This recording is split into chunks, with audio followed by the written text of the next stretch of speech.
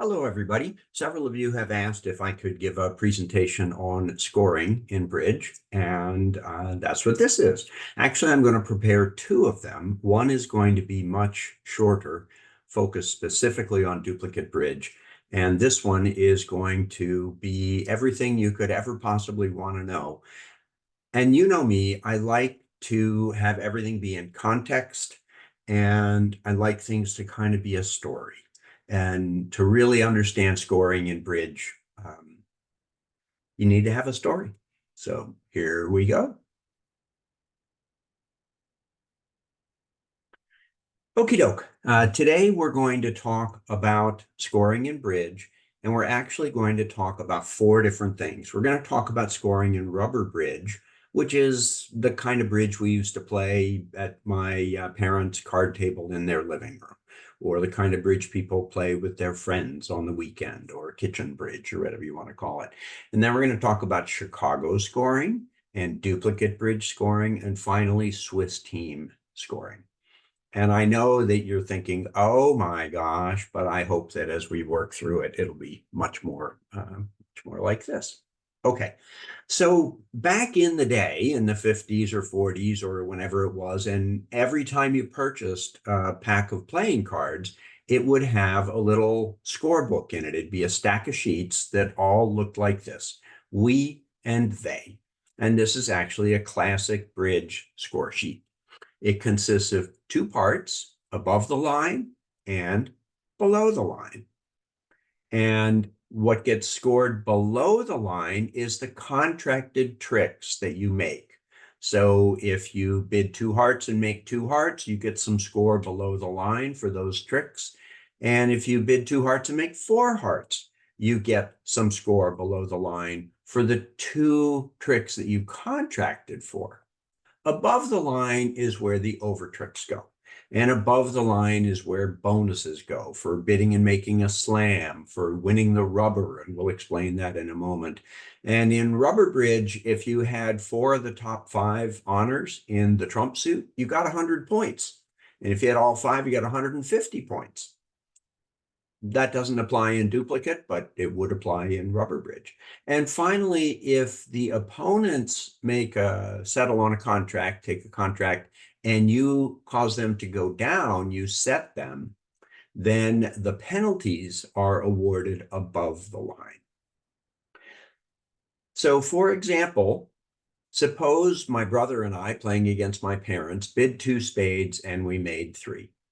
Well, you probably recall or have seen that a contract is 6 tricks plus the number of tricks that you bid.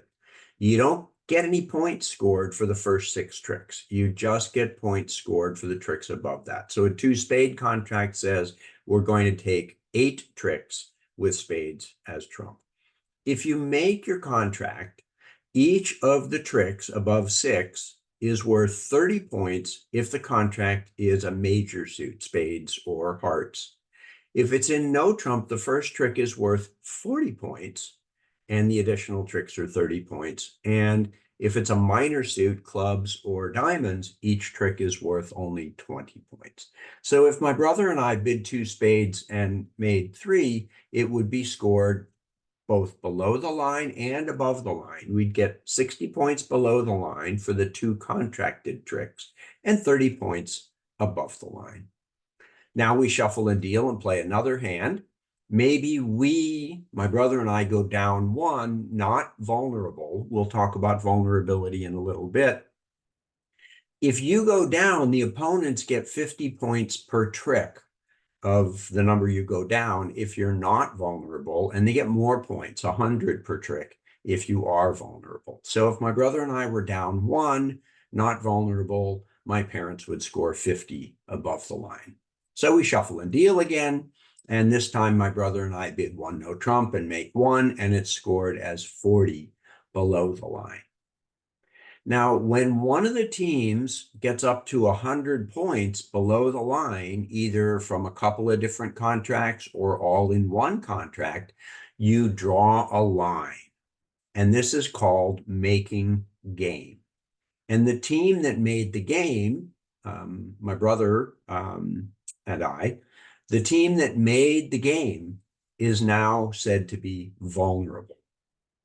So maybe on the next hand, my brother and I go down 2 and we're vulnerable. So the bonus my parents get is 200. And then we play another hand. My brother and I bid 2 hearts and make 2. We get 60 below the line. And then my parents bid 3 no trump and make 3. Well, 40 plus 30 plus 30 is 100. That's 100 below the line. And we draw another line. So now my brother and I have scored a game, and my parents have scored a game. There's a term here. My brother and I would scream, "You cut off our leg." And the idea is that we had gotten partway toward our 100, but then when they get 100 and we draw a line, our 60, it's still on the scoreboard, but it's not counting toward the next game. So maybe the next hand, my brother and I bid 4 hearts and we make 4. That's worth 120 below the line. And now we draw a double line. You draw a double line after a team scores 2 games. And this is called winning the rubber. You may have heard the expression, "we won the rubber game." That means that you got your second win. So if you're, doing something at work and there's a challenge and one group does one thing and then the other group does another thing and then the first group does whatever the goal is again, they have now won the rubber game. You get a bonus for winning the rubber. The bonus is 700 if you win 2 games in a row, 2 out of 2. And it's 500 if it's 2 out of 3. Like in this case, this would be called a 500 rubber. And if one team or the other had won 2 games in a row, it'd be called a 700 rubber.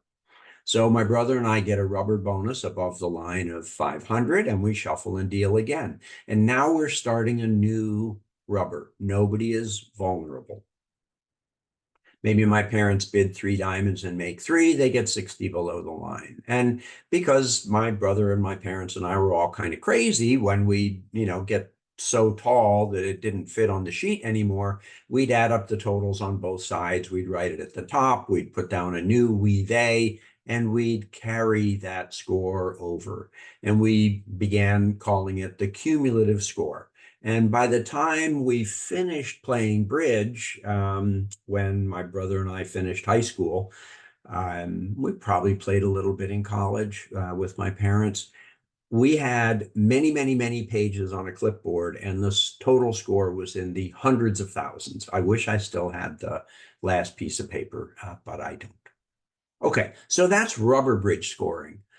And it takes a while if you're sitting down and playing in your living room or your kitchen to start accumulating enough hands to have somebody win a game, have somebody win a rubber, achieve the rubber bonus, and so on. So here's an example of Chicago scoring, or an explanation of Chicago scoring. So the Marx brothers here are playing against these 2 lovely ladies. You notice that both Harpo and his opponent are brandishing the ace of spades, but I digress. The suggestion is, let's play some bridge. And well, Harpo can't say this, but maybe Chico did. We don't have enough time for rubber bridge. And then the comment is, well, let's play Chicago instead. Well, what do you mean by Chicago? And she says, well, instead of playing a whole bunch of hands until somebody wins a rubber, we'll just play 4 hands. And on the first hand, nobody will be vulnerable. On the second hand, we'll say that north-south is vulnerable. On the third hand, we'll say east-west are vulnerable. And on the fourth hand, we'll say both are vulnerable. And then the question comes up, yeah, but I kind of get that for penalties and so on, but what about a game bonus? How do we recognize if the on the second hand north-south didn't make a game, how do we reward them for that? And even getting a part score should be worth something extra, because if we were playing rubber bridge, that would go below the line and we'd be part way to getting a game. Like when my brother and I had 60 on toward game and all we needed was another 40 to get to game. There's something inherently good about getting that 60 points. Well, okay, we'll add bonuses. If somebody bids and makes a part score, we'll count it as plus 50. That seems like a reasonable approximation. And if somebody bids and makes a non-vulnerable game, we'll give them a 300-point bonus, and a vulnerable game will be a 500-point bonus. So that's Chicago scoring. And people used to do this. They'd ride on the commuter train and they'd say, let's play 4 hands, and with the vulnerability changing like this and using this scoring system. Okay, why did I care about that? And the answer is Chicago scoring feeds into duplicate bridge scoring. So here's the idea of duplicate bridge. Let's eliminate the luck of the card dealing. We'll have everybody play the same hands. So there's a whole bunch of people in this room sitting in the north-south direction. I guess it's kind of on a 45-degree angle, and a whole bunch of people in the room sitting in the east-west direction. And all of the tables will play exactly the same hands. This is what a bridge tournament looks like.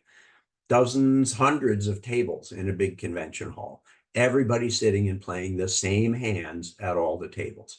And the idea there is you will get scored not so much based on how lucky you are with the cards you got dealt, but you get scored to people compared to people who played the exact same hand.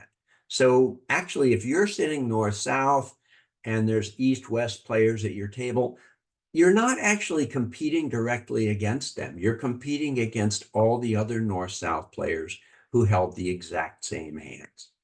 So what do I mean by all this? Well, suppose you're sitting east-west. You declare 4 hearts and you go down 1. Well, if you're playing in your kitchen, you think, what a bummer. But if in duplicate, every other east-west is declaring 4 hearts, but they all go down 2, then you did the best. Or maybe the north-south team at your table bid 6 hearts and they made 6. They get a big bonus and all that stuff. But at all the other tables, north-south bid 6 hearts and made 7. So again, you did the best of all the east-west pairs. So here's the idea of duplicate scoring. Which is better, bidding 2 hearts and making 4, or bidding 3 no trump making 3? Well, from a trick score perspective, the heart contract is worth 120. And if you're playing rubber bridge, it'd be 60 below the line and 60 above the line. But if you were playing rubber bridge and bid and made 3 no trump, it'd be 100 points all below the line. And 100 below the line means you made a game. So this should score better than the 2 hearts making 4. So what we'll do is we'll use Chicago scoring as the basis for comparing what happened at your table to all the other tables. Here's an example. Maybe you bid 2 hearts and make 4, it's worth 120 plus 50 is 170. But if instead somebody sitting in your direction bid 3 no trump, making 3, it'd be worth 100 for the trick score, 40, 30, 30, plus 300 for a total of 400 if you're not vulnerable, and 600 if you're vulnerable. So this is how we kind of work from Chicago scoring to come up with a reasonable comparison of what happened at all the different tables. Again, somehow bidding 3 no and making 3 should be worth more than bidding only 2 hearts and making 4, because the 3 no trump bidders were a little riskier. They said they'd try and take more tricks. The trick score was lower, but they committed to trying to make a game and they made it, so they get a bonus. Okay, using that as a scoring system, here are some common scores you'll see at your local duplicate club, or if you play on BBO or Shark Bridge or any other platform. So you bid and make 4 hearts. That's going to be worth 420 if you're not vulnerable. 4 times 30 for the tricks taken, plus 300 for a game bonus. And if you are vulnerable, it'll be worth even more. 4 times 30 plus 500. So you'll see plus 420 plus 620 all the time. Suppose you bid 2 diamonds and make 3. Well, in duplicate or Chicago scoring, that's worth 110. 3 times 20 for the contracted tricks taken, plus 50 as a part score bonus. And you also notice that if you bid 2 hearts and made 2, or two spades and made two, you'd get the same score. It'd be 2 times 30 is 60 plus 50 for 110. So this is one of the things that's really important in duplicate scoring, is to remember that majors score higher than minors. So if you can take 8 tricks in a heart contract and 8 tricks in a diamond contract, you score more if you're in the heart contract. Suppose you bid 1 no and make 3.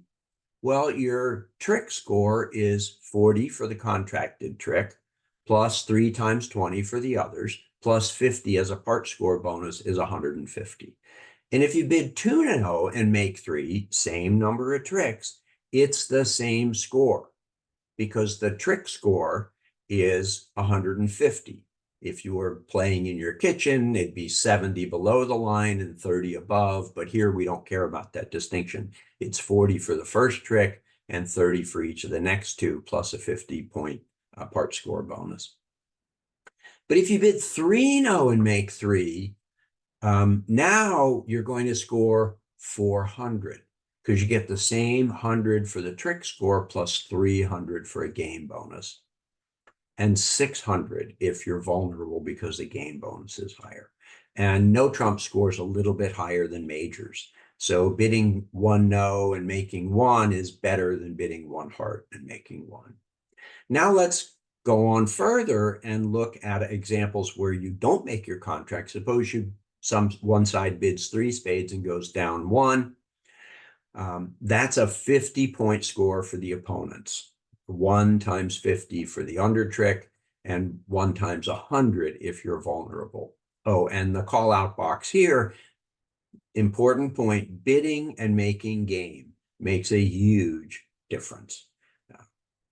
Notice that if you bid 3 and make 3, you score a lot higher. If you bid 3 and you can only take 8 tricks, of course you go down. So you're kind of being rewarded for taking that risk. I tend to think of the under trick scores as minus scores from my perspective. So if I go down 1, it's 50 for them or 100 for them, depending on whether I'm vulnerable. And if I go down 2, it's 100 for them or 200 for them. So one of the things to notice here is that being vulnerable means you get higher risk. If you go down, you get penalized more, but you also get higher reward because the game bonuses are higher. All right, let's continue a little more. Very important concept in duplicate bridge, much less important if you're playing in your kitchen, is suppose the opponents bid and make 3 hearts. Well, I think of that as a minus 140 for my team, or I guess I'm saying your team. Your opponents bid and make 3 hearts. They're going to score 3 times 30 plus 50 is 140. That's a minus 140 for you. Suppose, on the other hand, you continued bidding and you went up to 3 spades and you went down 1. Well, if you're not vulnerable, that's minus 50. And if you are vulnerable, it's minus 100. Either one of those is better for you. So one of the things that happens in duplicate is there's this kind of tension between, well, do I think they can make their bid? And if I think they can make their bid and I go on, how much am I going to go down? And there's the notion of competitive bidding is hugely important in duplicate bridge. As a side note, going down too vulnerable is really bad. Those of you who played duplicate know that, because most of the part score contracts are going to be like 140, 170, 110, and 200 is always worse. It's very bad. So let's suppose the opponents are vulnerable and you're not vulnerable, and suppose they could bid and make 4 hearts. Well, that's going to be minus 620 for you, 120 for their trick score plus 500 for their game bonus. Now, suppose you continue and you bid 4 spades and you go down 3. It's minus 150 for you, or minus 300 if you're vulnerable. Either one is better than the 620. This is called sacrificing. You bid higher anticipating going down. These are better results for you. And we won't talk much today about doubling, but even if the opponent's doubled, which increases the penalties for going down, if you're not vulnerable in down 3, it's only 500, which is still better for you. They were going to take 10 tricks. You took only 7 in your suit, but you actually outscored them. You got a better score than you would have otherwise. And again, this is why competitive bidding and judging how high to go is so important in duplicate bridge, less so in kitchen bridge. All right, that's all the background. Now let's get into the real deal of how duplicate is scored. So remember, if you make your contract, you get your trick scores and you get a bonus for making a part score or for bidding and making game. And if you go down, the opponents get penalty points for making you go down. So let's imagine that we had a duplicate bridge session with, say, 1, 2, 3, 4, 5, 6, 7 different tables. And at each table, there'll be a north-south pair and an east-west pair. Let's suppose at one of the tables, north-south bid 4 hearts and made 5.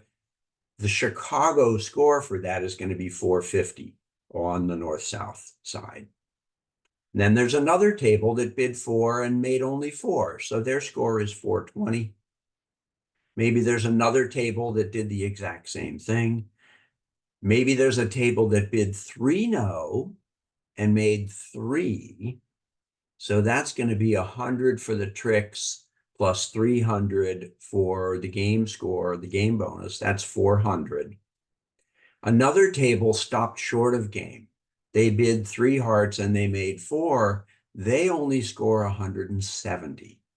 4 times 30 is 120 plus 50 for the part score. So you get the sense of how important it is to bid game if you can make game. Another table maybe bid 4 hearts, but they went down 1. So that's going to be 50 over on the east-west side. And maybe the last table, east continued to 4 spades, and they went down 1. Well, that means north-south get a positive score, but let's assume, again, nobody vulnerable. It's only 100. So this is kind of what the Chicago scoring tells us happened.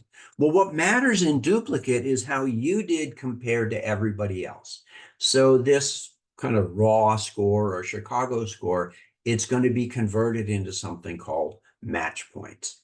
And the match points are what we care about. What we're going to do is count the number of tables that each team beat. Because remember, what we're trying to do in duplicate is do better than the people who held the exact same cards. So this north-south pair did the best. They beat all of the 1, 2, 3, 4, 5, 6 other tables. And this east-west team did the worst. They came in last, if you will, on this hand. They didn't do better than anybody else. And we're going to count the number of other tables that the team beat. Let's go to the other end. These north-south people, they got the worst result, minus 50, instead of all these positive scores. And this east-west team got the best result among the east-west. So these east-west had the best, and these north-south had the worst. And in between, this north-south team, well, they scored plus 100, but they only did better than one of the other north-south pairs. This east-west team, they got a negative score, but they got a less negative score than these 5.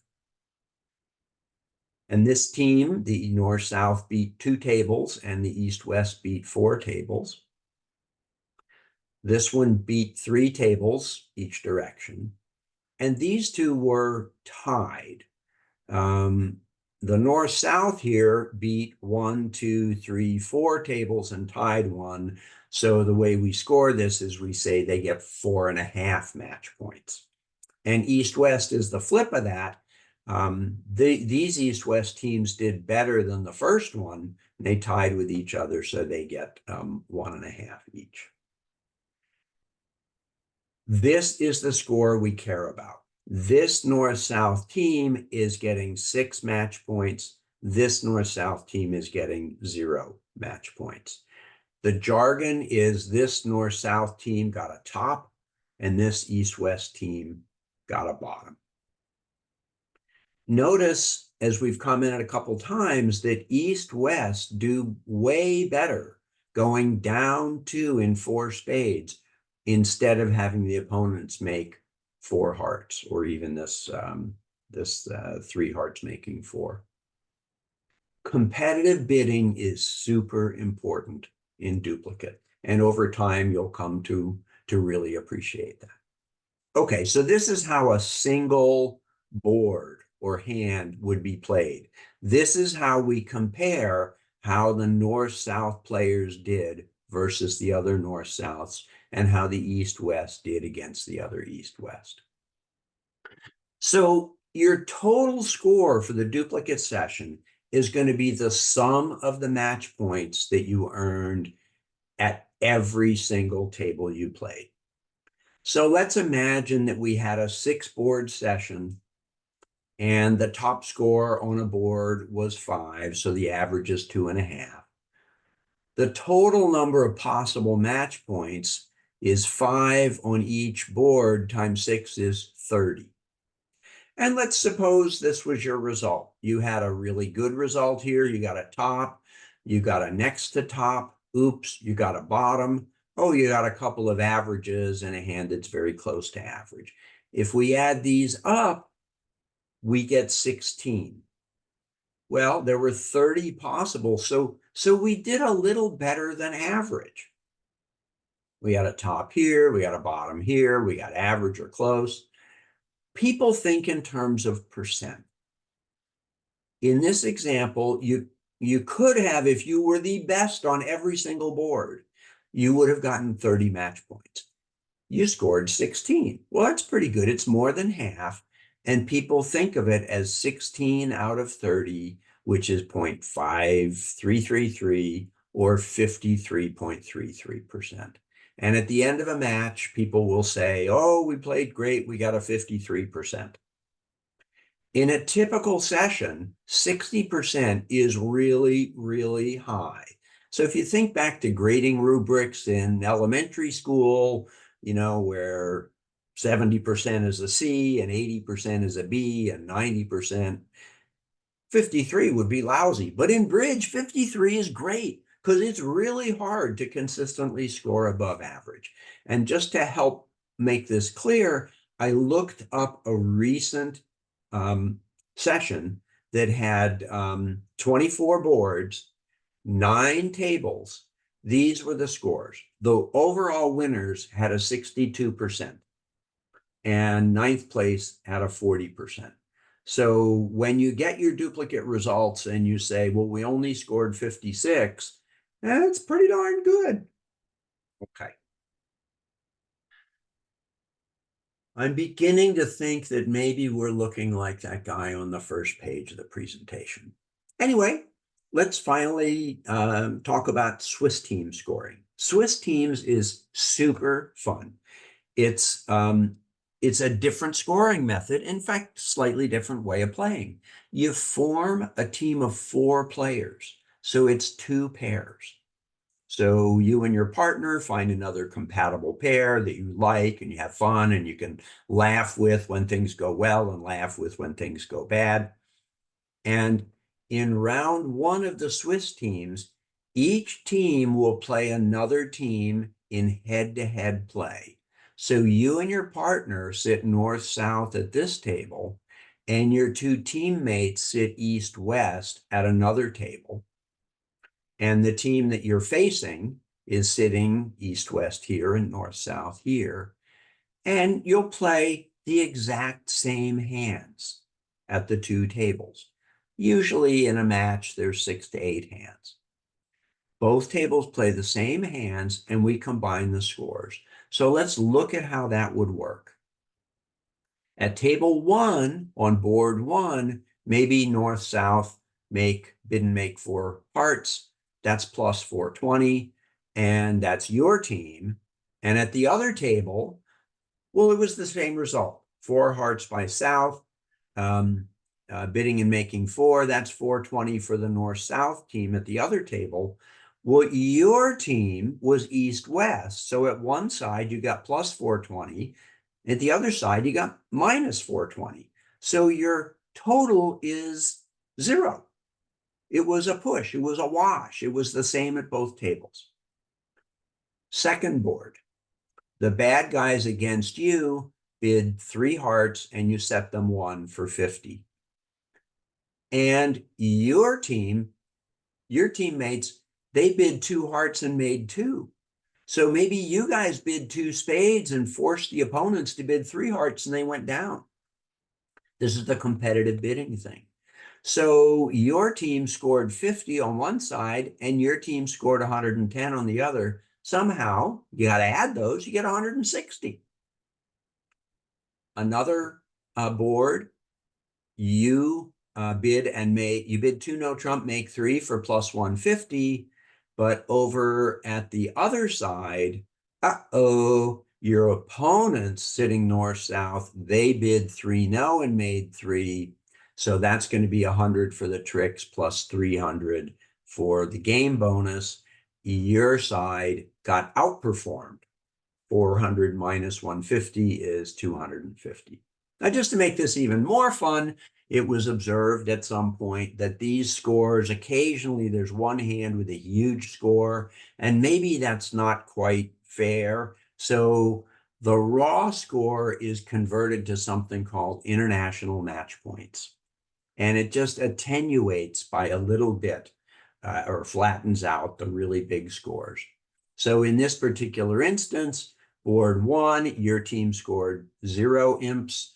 Board 2, you scored 4. And board 3, you got minus 6. The bad guys got 6. So at this point, you're slightly behind in the match. Okay. A session, a whole day, is usually 6 or more matches.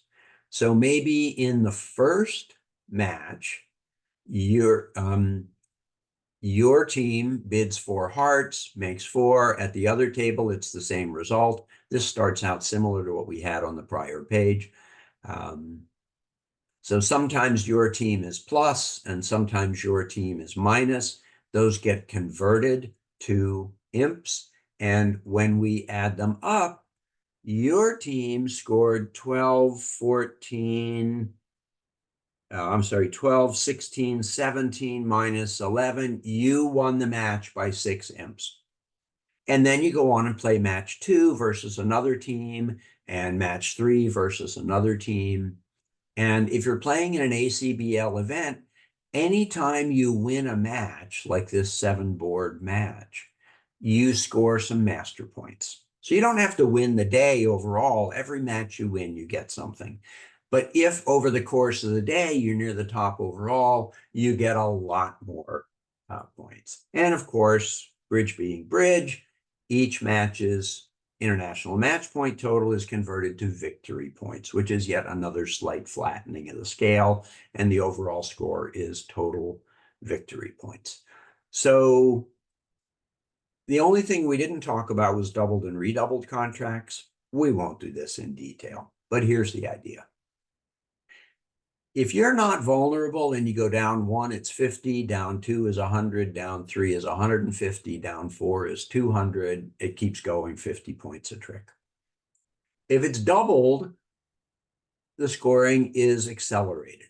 100 down 1, 300 for down 2, 500 for down 3, 800 for down 4, and it continues at an additional 300 each. Why is this important? Because sacrificing can yield a good score, particularly if you're not vulnerable versus vulnerable. 4 spades, not vulnerable, doubled down 3 is 500. But if the opponents who are vulnerable can make 4 hearts, they score 620, and it's better to give up 500 than 620. And this is really different than playing in your kitchen, but it's super important if you're playing duplicate. Redoubled vulnerable contracts, 100 points a trick. Vulnerable doubled goes 200, 500, 800, 1100. And redoubled, which almost never happens, is twice the doubled column. You might ask, what happens if the opponents double and you make your bid? Short story, it's a disaster for the team that doubled. So you don't want to double a contract that the other guys are going to make. It's really, really bad. They score twice the trick score. They score something called 50 for the insult. They get a part score or game bonus as usual. If they bid 2 hearts, you double them. Their points are not for just 2 hearts.